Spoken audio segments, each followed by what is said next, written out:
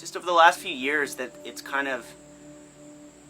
become so dependent on recording on laptops and then going right into the studio that we wanted to sort of rebel against that, and we wanted to get away from that ourselves in our own writing. We use technology not as a crutch, but as a tool of efficiency. So yes, we track to Pro Tools, yes, we track digitally, and the reason for that is it's comparable sounds.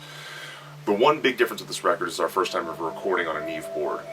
Some of you are familiar with a Neve board, and for us it really captures that analog feel. It captures what I imagine that recording to tape sound is, while embracing bits of technology and embracing the old school way of doing things, and that's jamming as a band, writing music as a band, making changes between the band and the producer, and recording these things to a great piece of equipment like this. A lot of times in the studio there might be like a big board like we have now, but they're doing everything in Pro Tools and the board is just being used to monitor the sound, so it's not really utilizing any of those, you know, the Neve preamps or any of the stuff that gave each record kind of like its own unique sound. That's why you listen to a lot of records from pretty much almost like the 90s back, and all my favorite records, listening to them, each record has like this uniqueness to it that makes it special and gives it like a really cool vibe.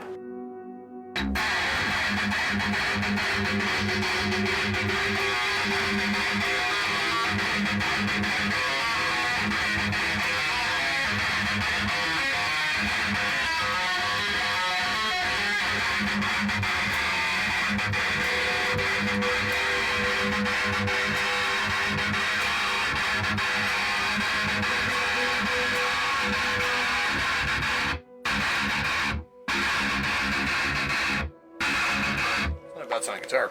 Thank you. Watch where you're going. I saw you almost walk into the chainsaw blade. Do some photos today, so we're driving into the middle of hell, the heart of darkness, to be exact.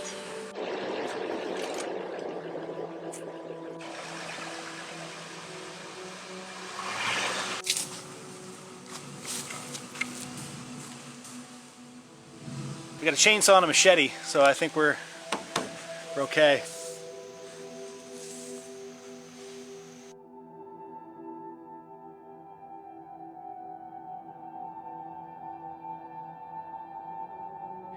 We let the music inspire the visual art, and then the visual art would kind of lay the blueprint of where we need to go with everything. I wanted an Oni skull that can be a mascot for Trivium, because I've never seen an Oni skull. Like when I've seen the masks in Japan, it's always they're like the living faces. It was originally designed by my tattoo artist Khalil Rinti. So when Khalil made the Ibaraki 2D drawing, we had this very talented man named Vincent make the masks of it. I hate being a camera guy. Probably all out of focus too.